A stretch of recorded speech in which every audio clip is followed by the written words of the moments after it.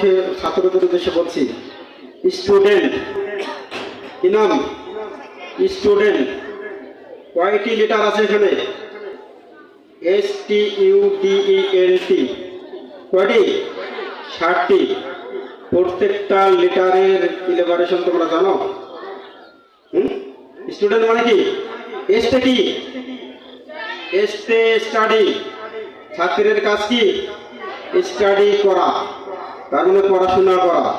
সে কি পড়াশোনা করবে, কেমন পড়াশোনা করবে, তাই না? তাকে যুগোপযোগী পড়াশোনা করতে হবে। আমাদের শুধুমাত্র পাঠ্য বইয়ের মধ্যে সীমাবদ্ধ থাকলে হবে না, পাঠ্য বইটা তাকে অবশ্যই পড়তে হবে। আমার প্রত্যেকটা ক্লাসেই পাঠ্য বইয়ের উপরে কিছু ছিল। এটা পাঠ্য বইয়ের প্রথম প্রসঙ্গ কথা। আমাদের স্যারেরা কিন্তু প্রসঙ্গ কথাটা স্টুডেন্টদেরকে পড়াইয়েছেন, আমিও দুটো ক্লাসে পড়াইয়েছি।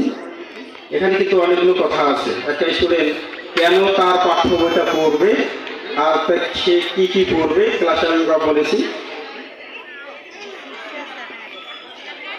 স্টুডেন্ট এস, তারপর কি আছে? টি। টিতে কি? টিতে ট্যালেন্ট। ট্যালেন্ট মানে কি? মেধা। তোমাকে অবশ্যই মেধাবী হতে হবে। মেধা কিন্তু সবার আছে, সবার মাথায় একটা করে মগজ আছে, আছে না? সেখানে এটাকে কি বলা হয়? ব্রেইন, বুদ্ধি। এই বুদ্ধিটাকে যে যেভাবে খাটাবে, যেভাবে চর্চা করবে, সেভাবেই কিন্তু সেটা বড় হবে। তুমি ব্রেনকে খাটাবো না, ব্রেনকে চর্চা করবো না, তোমার ব্রেন কোনো কাজে আসবে না। এই জন্য তোমার মস্তিষ্ককে তুমি যত বেশি চর্চা করবে, সে তত লোড নেবে।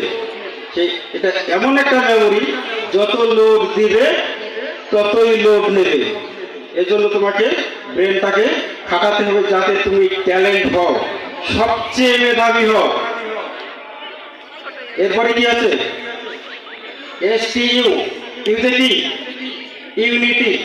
ইউনিটি মানে কি? একতা থাকতে হবে, তাই না? তোমার পরিবারে যদি একতা না থাকে, তাহলে সেই পরিবারটা টেকসই হবে না। হবে?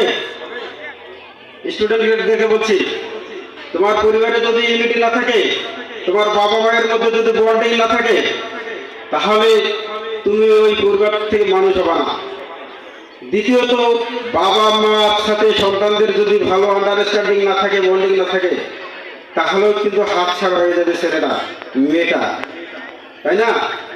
একইভাবে আমাদের স্কুলে যদি তোমার ক্লাসে সবার সাথে তোমার ভালো আন্ডারস্ট্যান্ডিং না থাকে, বন্ধুত্ব না থাকে, তাহলে তুমি তোমার ঘাটতিগুলোকে পূরণ করে নিতে পারবে না।